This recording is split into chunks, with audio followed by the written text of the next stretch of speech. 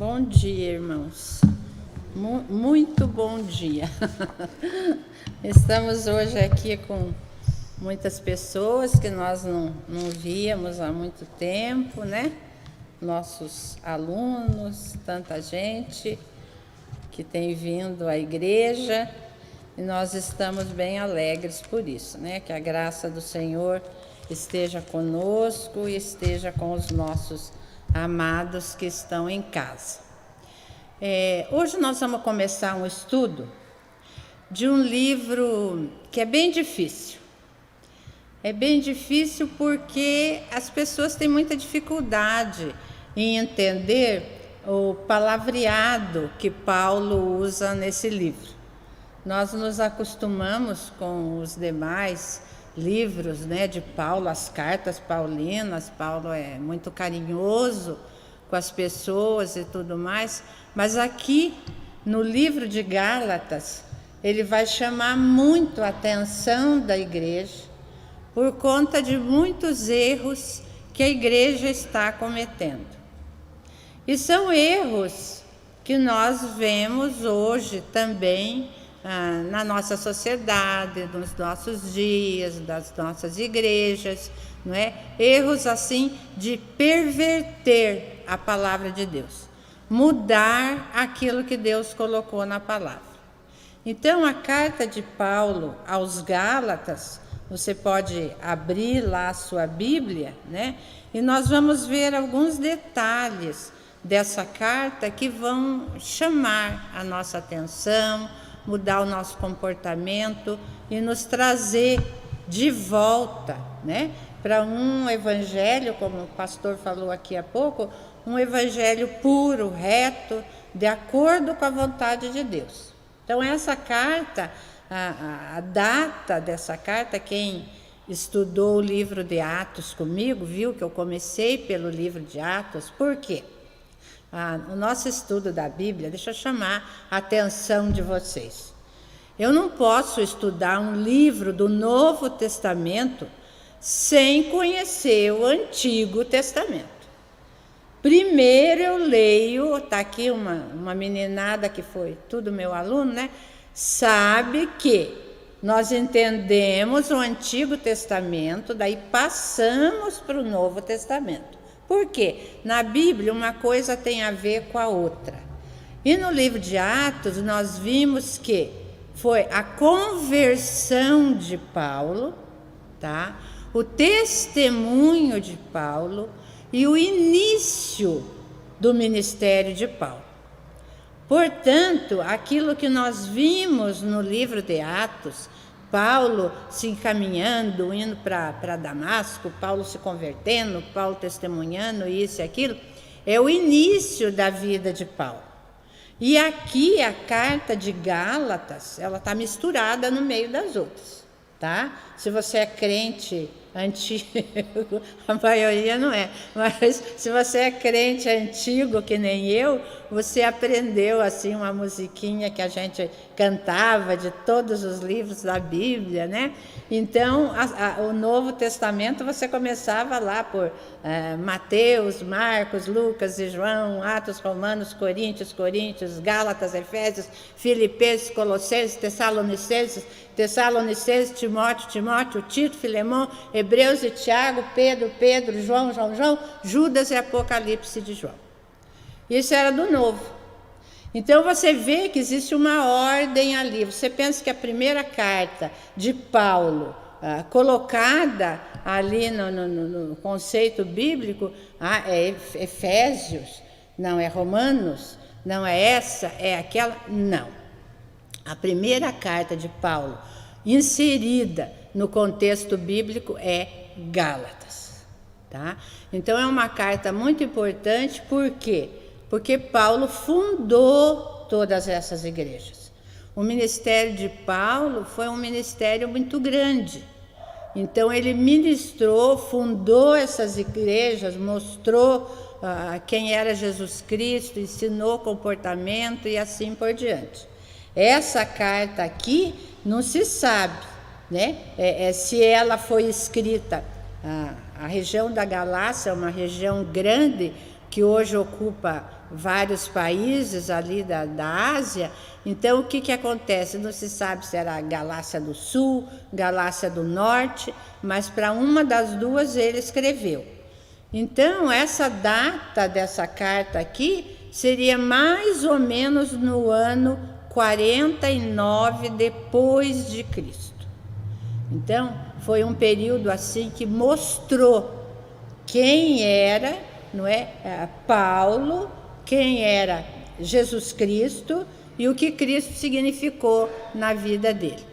Então, ele mesmo conta nos seus testemunhos, lá em Atos e tudo mais, que ele foi levado à presença de Cristo, foi com Cristo que ele aprendeu, ele não aprendeu de homem algum, o testemunho dele não era de ninguém, eu aprendi isso com meu pai, com a minha mãe, com eles, não, ele aprendeu de Cristo. Por isso o testemunho dele é um testemunho muito fiel daquilo que ele fala. Né? Então, vamos ver aqui no comecinho da carta, né, o que Paulo vai dizer para nós. Vamos lá. Paulo, apóstolo, aí ele vai explicar, não da parte dos homens, nem por homem algum, mas por Jesus Cristo e por Deus Pai, que o ressuscitou dos mortos. Pronto, ele já se apresentou. Já é a defesa do apostolado dele. Quem sou eu? Eu sou esse.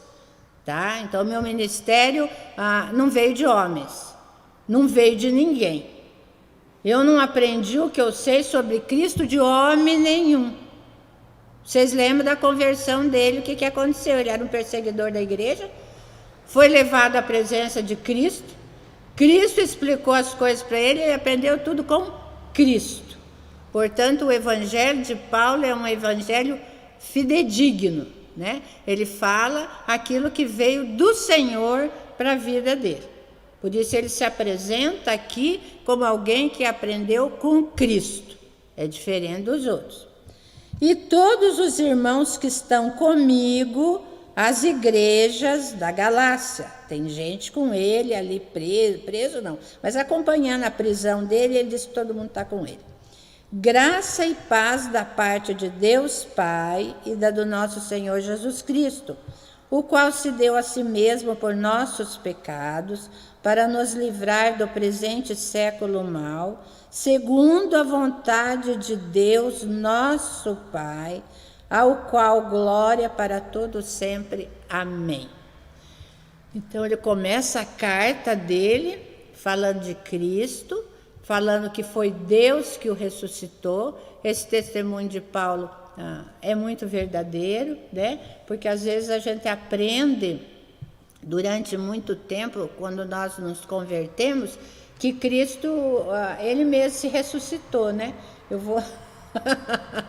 Eu já fiz o que eu podia fazer, agora vou levantar desse lugar e pá, levantou. Não, Deus o ressuscitou porque era o plano de Deus.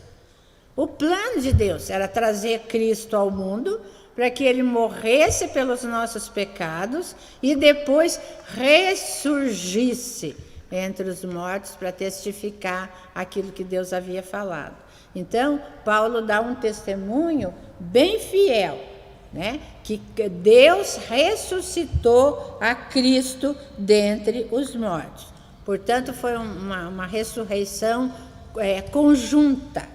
Quando nós estudamos a Trindade, a Santíssima Trindade, como eles viviam, né, a relação entre eles e tudo mais, nós aprendemos que eles faziam as coisas tudo em conjunto, tudo em conjunto. Era Pai, Filho e Espírito Santo. Aqui na hora de ressuscitar Cristo, foi um trabalho conjunto deles, para que o Senhor ressuscitasse, não é? E iniciasse o final do seu ministério aqui na terra até que subisse aos céus. Não é? Então, essa era a vontade deles. Agora, começa a carta dele. Não é? Ele começa a chamar a atenção daquela igreja. E essa chamada de Paulo àquela igreja é a mesma chamada que ele faz a nós hoje. Porque a gente vê tanto crente falando bobagem, concordando com as coisas do mundo, achando que o mundo mudou, que as coisas podem estar certas, que o que vive com esse está certo, o que vive com aquela está certo, desse jeito está certo, daquele está certo, porque o mundo não mudou nada. Desde que Deus construiu o universo, construiu o planeta Terra, botou o homem aqui dentro, ele disse, é assim. Eu vou recolher na minha arca macho e fêmea. Eu vou juntar aquilo que eu fiz. Então, não tem outro tipo de ação, não tem outro tipo de relacionamento, é do jeito que eu fiz. Mas às vezes a gente vê crente concordando com a outra ideia, não é? Então Paulo vai chamar a atenção deles para um monte de coisas que nós vamos ver aqui, tá? Mas a primeira coisa que ele fala é isso, né? Ele ficou assim extasiado com o jeito deles mudarem tão depressa, né? Maravilho-me de que tão depressa passasseis daquele que vos chamou à presença de Cristo para outro evangelho. Quem pregou esse evangelho para vocês? Quem que ensinou isso para vocês? Que isso aí é certo, é correto, agrada a Deus? Ninguém ensinou isso. A palavra de Deus diz diferente. Então nós temos que crer no que a palavra de Deus nos diz. E ela nos ensina de outra maneira, não é? O qual não é outro, mas há alguns que vos inquietam e querem transtornar o evangelho de Cristo. Querem mudar aquilo que Cristo colocou na palavra. Querem transformar o que o Senhor colocou ali em outra coisa. Mas, ainda que nós mesmos, ou um anjo do céu, vos anuncie outro evangelho, além do que já vos tenho anunciado, seja anátema. Quem que é o anátema mais conhecido da Bíblia que nós sabemos? Quem foi o anátema na Bíblia que perdeu tudo que ele tinha, né? Perdeu ele, perdeu família, perdeu tudo, né? Quem que foi? Perdeu tudo. Foi chamado por Josué de anátema. Por quê? Por quê? Porque ele não cumpriu o que Deus havia determinado. Vocês vão entrar lá, vão olhar todas as coisas, mas não vão pegar. Só vão trazer aquilo que for usado mais tarde no meu templo. Vasos de ouro, isso, aquilo, aquilo outro. O resto, não mexo. Mas o outro foi lá, achou uma capa muito bonita, né? Essa capa fica linda em mim, olha, como sou prazeroso com essa capa. Botou a capa e ficou, né? Foi para dentro da terra, morto, com família, com tudo. Por quê? Desobedeceu a Deus. E hoje, às vezes, a gente vê gente fazendo um monte de coisa que desagrada a Deus. Parece que com ele não vai acontecer nada. Vai acontecer sim. Você pode não ver. Você não vê o que acontece na vida dele. Você não sabe o que vai no coração dele. Tudo que está passando por ele. Mas vai acontecer, porque Deus não vai deixar nada sem castigo. Então, Paulo vai dizer, seja anátema, seja amaldiçoado, seja aquele que não vai entrar no gozo de Deus, seja aquela pessoa que não vai participar das coisas de Deus. Essa pessoa não entra. Essa pessoa não faz parte das coisas de Deus. É uma pessoa errada. É uma pessoa que me desobedece. É alguém que não aceita a minha palavra. Essa não entra no céu. O que o Apocalipse diz para nós lá? Aqui no 9 ele já repete também. No verso 9. Assim como já vou-lo dissemos, agora de novo também vou-lo digo. Se alguém vos anunciar outro evangelho, além do que já recebestes, seja anátema. Então, se alguém chegar aqui, né, pessoa bonita, sobe no púlpito, bonito, bem vestido, de terno, que isso? Fala uma bobagem lá no púlpito, eu vou aceitar, porque o cara é pregador, está em cima. Que isso? Está rejeitado, em nome de Jesus. Isso não pertence à Bíblia, não pertence a Deus, não pertence a nada. Eu rejeito isso. em nome de Jesus. Quantos já vieram aqui e falaram bobagem? Depois é preciso o pastor ir em cima do que o outro falou e corrigir o que ele disse. Então, é preciso que nós tenhamos atenção naquilo que nós recebemos. Então, Paulo vai dizer, fez isso, seja anátema, amaldiçoado. Por quê? Persuado eu agora a homens ou a Deus? Ou procuro agradar a homens? Se estivesse ainda agradando aos homens, não seria servo de Cristo. Claro, se eu estou agradando as pessoas, se eu estou falando o que as pessoas querem ouvir, não é? Acontece muito isso. Nos nossos grupos de estudo, vem gente de todo jeito.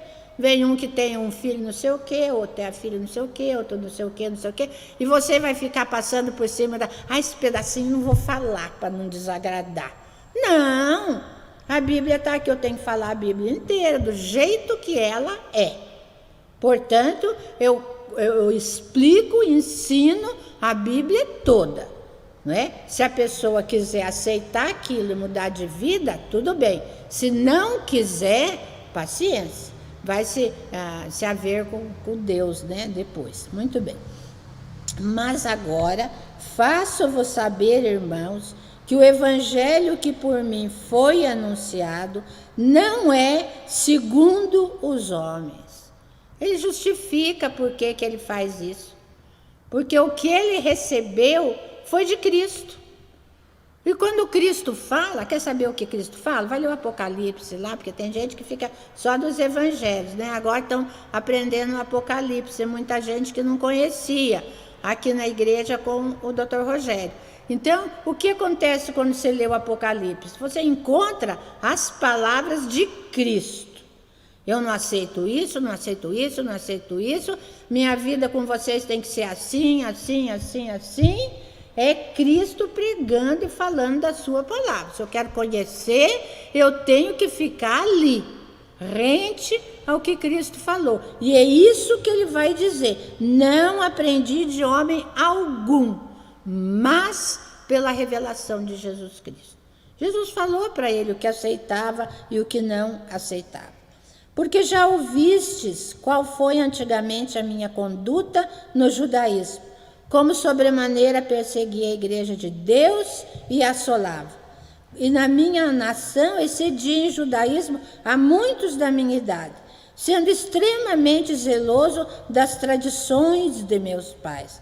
Mas, aí entra a palavrinha que nós gostamos muito na Bíblia, é uma palavra maravilhosa, né? Quando a gente ensina a aula de português, a gente ensina os alunos, né, as conjunções, mas, todavia, contudo, entretanto e tudo mais. Por quê? Porque quando você encontra uma palavra dessa, pronto, a situação mudou. A situação mudou. Deus vai falar agora de outra maneira. Então, Paulo achava que ele fazia tudo certo, quando perseguia a igreja, fazia isso, fazia aquilo, mas o que aconteceu com ele? Quando aprouve a Deus, que desde o ventre de minha mãe me separou e me chamou pela sua graça, revelar seu Filho em mim, para que pregasse entre os gentios, não consultei a carne nem o sangue. O que Paulo está falando aqui é uma coisa muito séria. Eu não consultei a carne e nem o sangue. Não perguntei se era o que o meu corpo queria, se era o que meu pensamento queria, se era aquilo que era a minha ideia, se aquilo estava realmente presente em mim. Eu não consultei nada disso, nada disso. Por quê?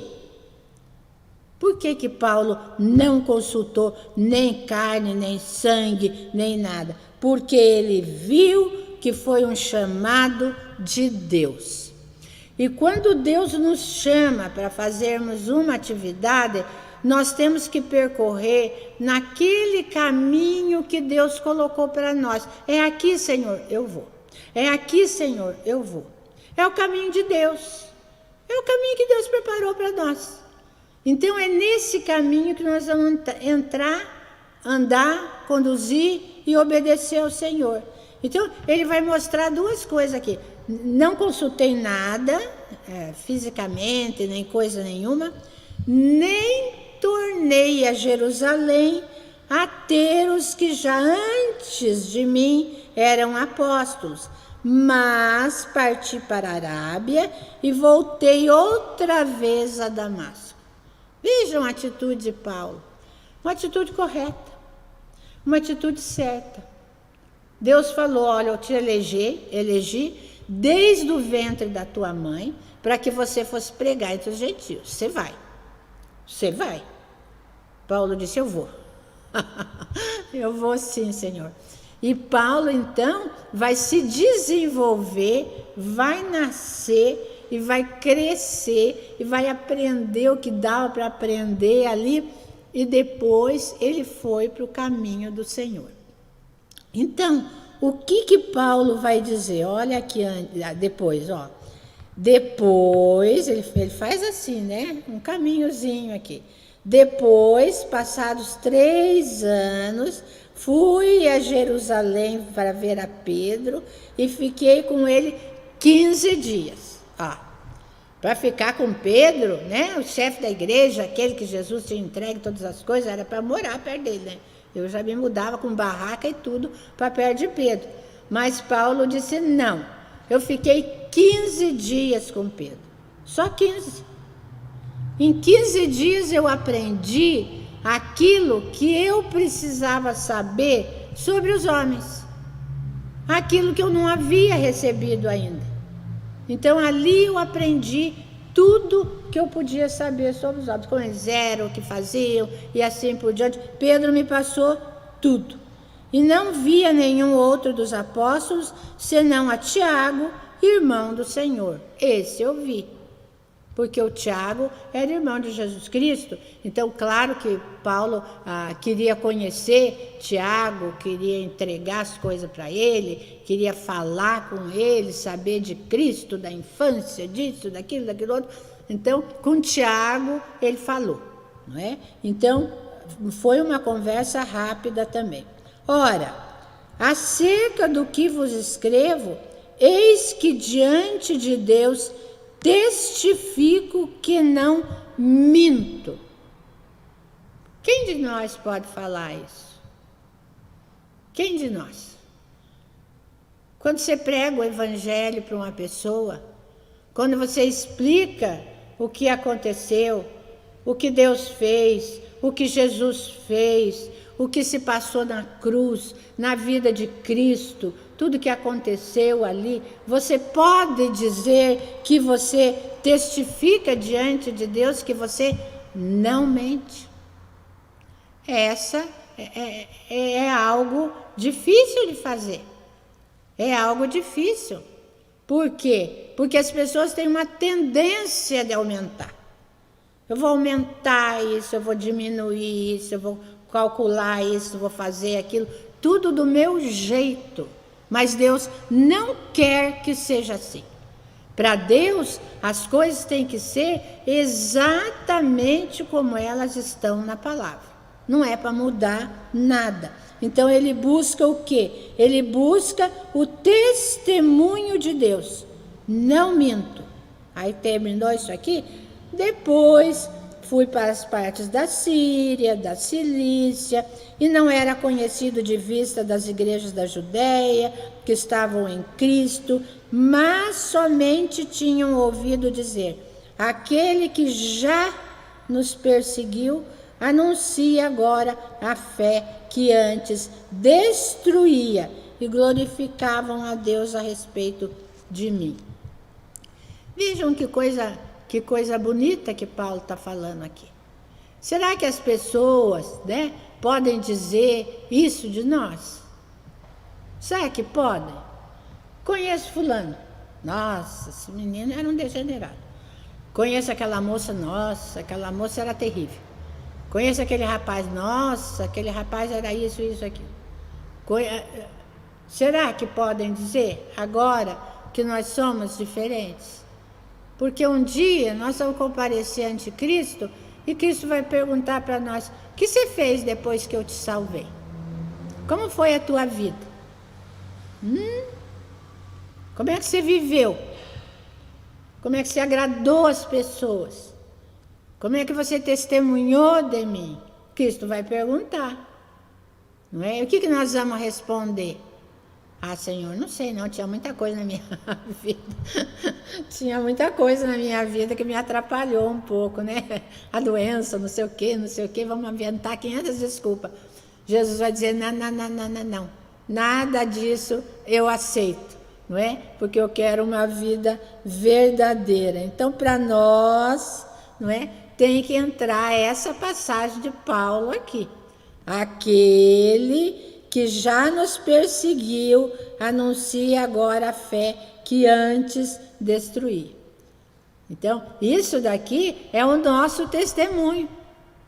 Por isso que as cartas de Paulo são tão importantes. A pessoa lê, o que você tirou daqui? Ah, não sei, Paulo está chamando a atenção, acho que o povo fez alguma coisa errada. Tá. Mas o que o povo fez errado? Né? Será que nós não estamos fazendo a mesma coisa? Então Paulo chamou a atenção deles por uma série de coisas erradas. E o que ele chamou a atenção? Muito bem, então vamos ver aqui um pouquinho o que foi que Paulo chamou a atenção, né? Então ele fundou 12 igrejas, e das 12 igrejas que ele fundou, essa daqui de Gálatas é aquela que ele assinou a carta, dizendo que era ele, e que nós temos certeza absoluta de que foi ele, até por conta do livro de Atos, coloca direitinho ali que foi Paulo que fundou. Muito bem. Essa carta de Gálatas e outras entraram no Novo Testamento por conta do tipo de ministério que Paulo exercia. Um ministério santo, apostólico, cheio de Cristo, com todas as verdades, com tudo que Paulo fazia. Agora, por que ele escreveu essa carta aos Gálatas? A primeira coisa que ele coloca aqui na carta é a defesa do apostolado dele. Porque tinha muita gente que não acreditava. Muita gente dizia, esse aí era aquele que perseguia, corria atrás, prendia, matava. Como que ele pode ter se convertido? Nós não falamos assim, às vezes, de algumas pessoas? Fulano se converteu. Duvido. Por quê? Porque a pessoa era tão terrível que na nossa cabeça aquilo ali era impossível que ela se convertesse. Mas se converteu? Se converteu, sim, e vive uma vida cristã, uma vida digna do apostolado de Cristo. Então, ele defendia o apostolado dele. Aqui nós vemos ali já no comecinho do texto, ele dizendo que ele não era apóstolo por mão de homem nenhum, não foi colocado e ensinado por homem nenhum, ele aprendeu tudo de Cristo. Portanto, era o mestre dos mestres que ensinou Paulo. Ninguém pode falar nada contra o apostolado dele. A segunda coisa que ele explica aqui para eles é o evangelho dele veio pela revelação. A ele foi revelado aquilo que Cristo fez, fazia e fará na vida humana. Então, Paulo mostra que aquilo que ele pregava havia sido revelado para ele. Cristo me mostrou, Cristo me revelou, Cristo me ensinou, Cristo mostrou o caminho, Cristo respondeu isso, respondeu aquilo. Todas as questões que Paulo tinha, porque tem um texto na Bíblia, uma das cartas dele, onde nós vamos encontrar, sim, que Paulo esteve muito tempo na presença de Cristo. E Cristo ensinou tudo para ele. Por isso que Paulo é o único teólogo do Novo Testamento. Paulo aprendeu tudo de Cristo. Cristo disse, senta aí que agora eu vou te ensinar.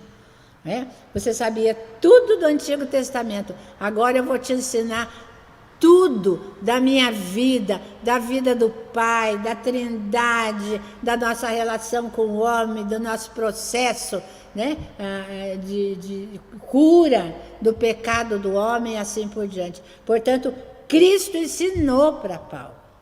Foi uma revelação. Revelação é muito diferente da pessoa que tem alguém ensinando. De quem você recebeu isso? Eu recebi da Maria Helena, eu recebi do pastor, eu recebi de fulano, eu recebi de... Você recebeu de Cristo?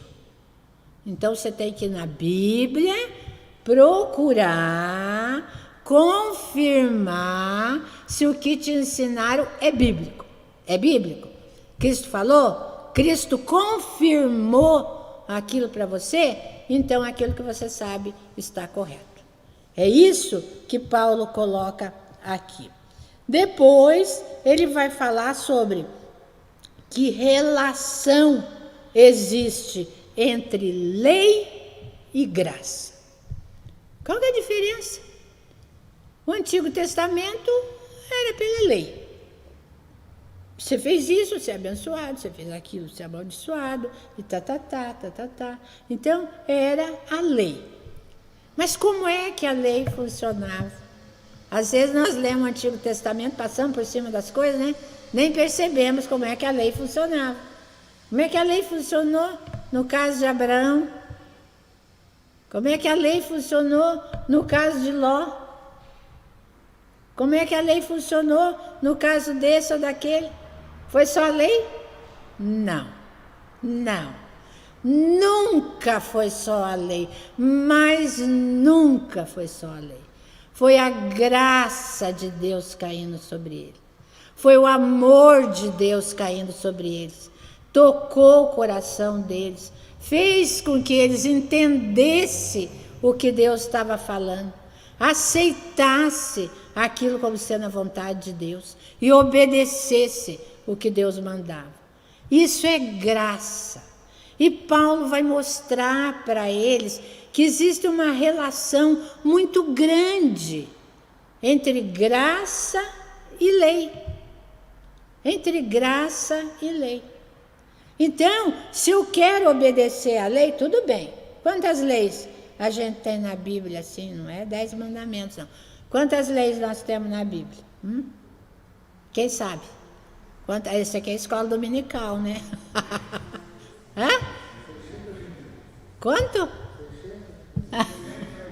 Isso, 613 leis. Você obedece a 613? Você faz tudo que está escrito ali com as 613 leis? Faz nada. Por que nós não fazemos? Porque tem leis ali, claro, gente, tem leis que eram para a época deles. Pinta a casa assim, pinta daquele jeito, casa assim, casa daquele jeito, faz isso, faz aquilo. Um monte de leis que eram leis locais, para o momento que eles viviam, para as coisas que eles faziam, e assim por diante. Então, o que nós aprendemos na Bíblia é que a lei, sem a graça de Deus, caindo na nossa cabeça e nos mostrando que aquilo é correto, não adianta nada querer dizer que nós vamos seguir a lei. Nós vamos sim seguir a lei, não matar, não roubar, não isso, não aquilo. Os mandamentos seguimos todos. Por quê? Porque os mandamentos são o resumo da lei, não é? Então os mandamentos são um resuminho.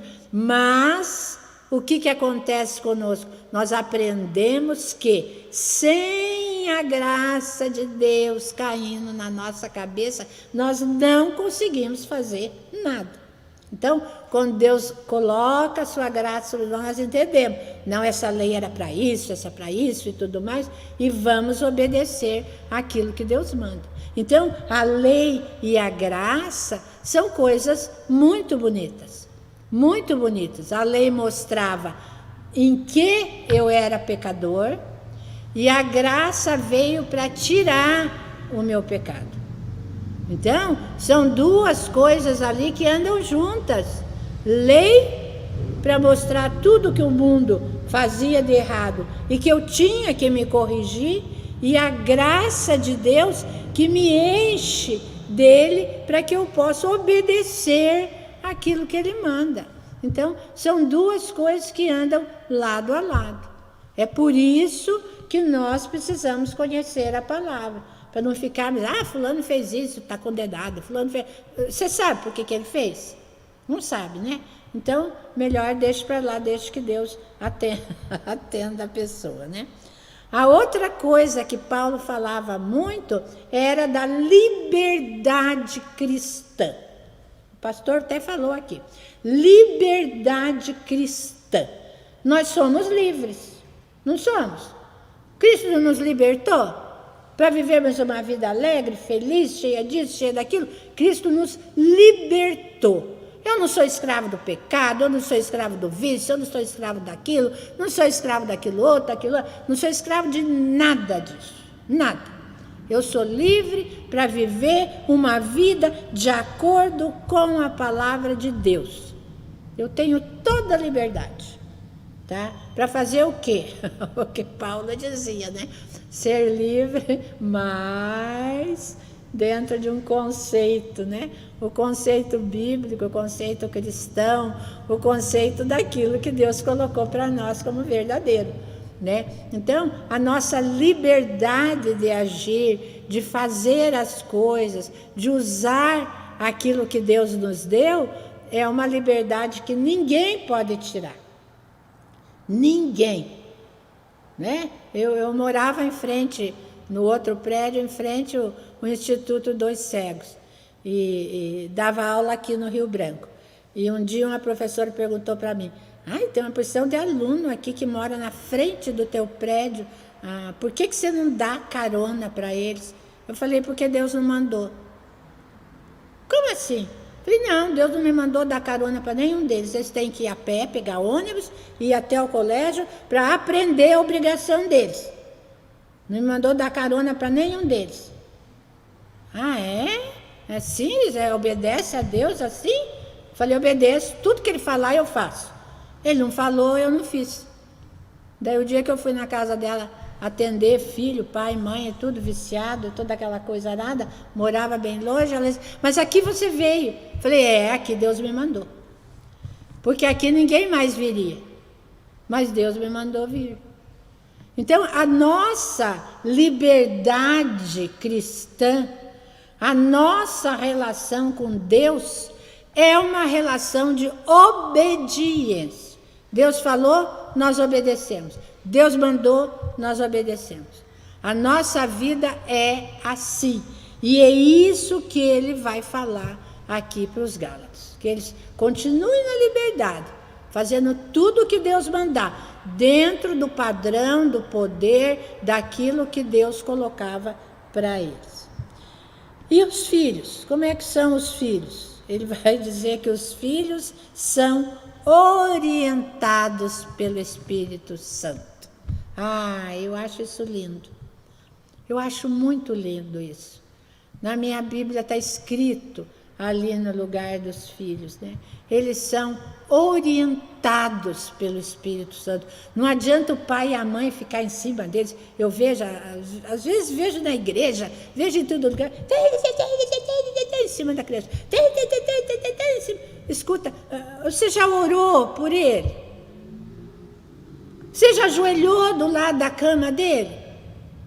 Você clamou a Deus que eu colocasse o Espírito Santo dele em cima dessa criança, desse jovem e tudo mais? Ou você está só brigando com ele para que ele vá ao encontro de Deus, que ele aceite as coisas que Deus... Não é assim que funciona. Paulo está dizendo aqui que os filhos são orientados pelo Espírito Santo. Orientados. E às vezes eu perco o sono, eu passo meia-noite, não quer dizer meia-noite, é muito pouco, é mais que isso, né? Vai até as 4 horas da manhã, orando e clamando a Deus por um filho, por uma filha, por alguém que eu quero que Deus derrame o Espírito Santo sobre eles, para que eles entendam o que Deus está fazendo, como Deus quer ensinar, o que Deus quer da vida deles. E assim, foram ensinados na igreja, e mesmo assim, eu preciso do Espírito Santo todos os dias. Meus filhos precisam, meu marido precisa, as pessoas da igreja precisam, o pastor precisa, a liderança precisa, todos precisam do Espírito Santo. Porque é Ele que nos move no caminho de Deus, é Ele que nos faz escolher o que Deus preparou para nós, é Ele que comanda a nossa vida. E Paulo vai dizer para eles que os filhos são orientados pelo Espírito Santo. Não é para ficar brigando com os filhos por causa disso ou por causa daquilo. É deixar que o Espírito Santo mostre a verdade para eles. E daí, como resultado disso, vem o final, né?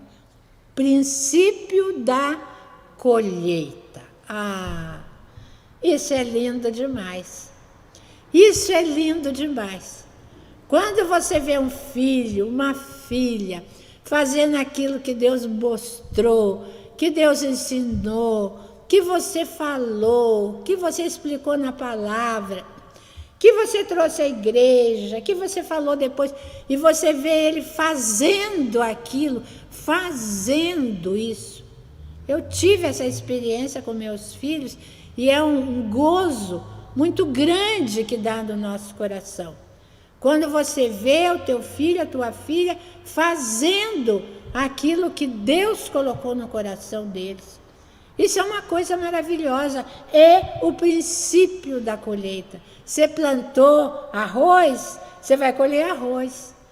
Você plantou feijão, vai colher feijão. Plantou essa verdura, vai colher essa verdura. Isso é o princípio da colheita. E é por isso que Paulo vai falar com eles a respeito disso. Não é de qualquer maneira, não é de qualquer jeito. É do jeito que Deus colocou na nossa vida. Então, Paulo explica tudo para eles. Paulo mostra tudo para eles, ensina tudo para eles. E segundo a graça de Deus, muita coisa o apóstolo Paulo viu acontecer naquela igreja, naquelas vidas, em tudo que ele fazia ali. Então, o próximo capítulo que nós vamos ver, o número 2, você vai ver que depois de 14 anos, ele subiu outra vez a Jerusalém. 14 anos. Você pensa assim, mas eu entrei na igreja agora, quando que eu vou saber tudo isso? E falar isso, ensinar aquilo, e porque eu quero ir lá na frente, porque eu quero falar, Não tem paciência para aprender? Não tem paciência para aprender? Tem que aprender. Para Paulo foi 14 anos, que ele foi se esconder, que ele foi andar, que ele foi zanzar, até aprender a palavra de Deus, para depois ele começar a falar. Então, a nossa vida frente à palavra de Deus é uma vida de estudo. É uma vida de estudo. Não é uma vida de, vou ler lá um salmo, alguma coisa, vou lá na frente falar. Quantas vezes nós já vimos gente vindo aqui falar que não transmitiu nada? Por quê? Porque aquilo que a pessoa estava falando não estava no coração, não estava na mente, não estava no jeito da pessoa viver. Só fala, daqui para fora. O que adianta isso? Se você não conhecer a pessoa, presta atenção. Se você não conhecer a pessoa, você atende o que a pessoa fala. Falou bonito, moço inspirado aquele. Nossa, que maravilha, como fala bem e tudo mais. Mas e se você conhecer? E se você souber quem a pessoa é? Se você souber o que a pessoa faz lá fora, se você souber o comportamento da pessoa, você vai aceitar tudo aquilo? Vai nada, não vai aceitar nada. Por quê? Porque é bonito abrir a Bíblia, falar as coisas bonitas. Eu vejo aqui gente repete a Bíblia, mas quantos vivem aquilo na sua vida diária? Quantos amam o próximo? como a Bíblia diz que é o principal mandamento? Quantos atende o outro? Quantas coisas a igreja tem feito? Quanto eu tenho atendido?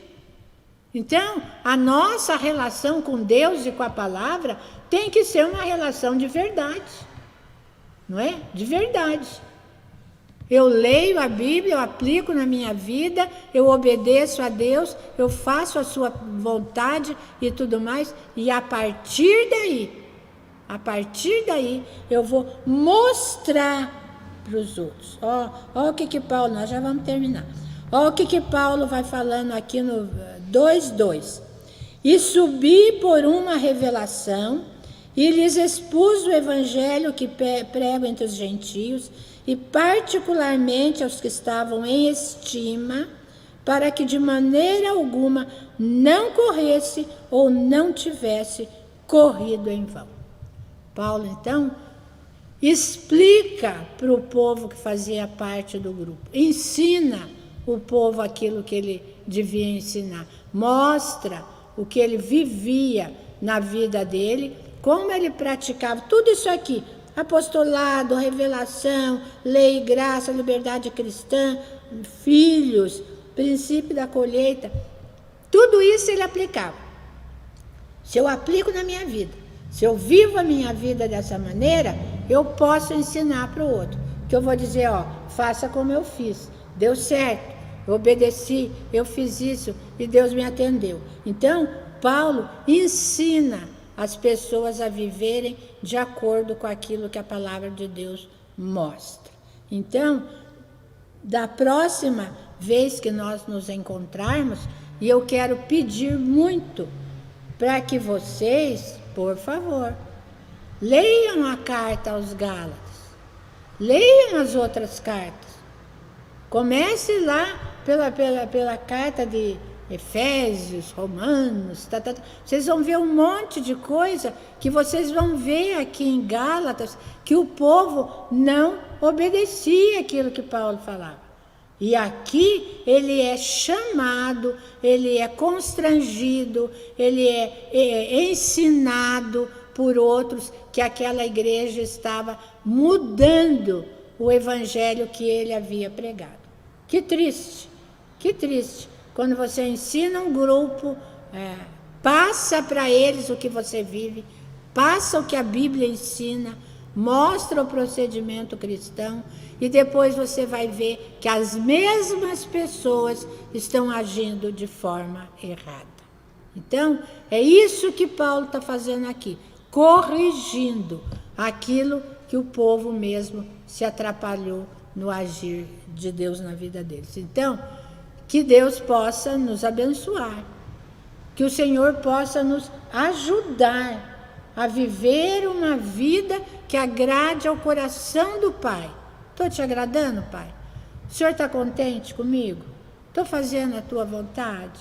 É isso que o Senhor preparou para mim? Eu estou tão indecisa, Pai, não sei se faço isso, se faço aquilo. O que o Senhor quer para a minha vida? O que o Senhor tem para a minha vida? Então, é isso que deve ser a nossa relação com Deus, o nosso temor diante do Senhor, para que nós possamos erguer as mãos aos céus e dizer glória a Deus, porque eu tenho procurado obedecer à Tua vontade. Que Deus amado nos ajude, nos abençoe e nos coloque sempre no caminho dele de bênção e de obediência ao Senhor. Que Deus nos abençoe. Vou chamar o pastor para vir aqui fazer um encerramento nosso.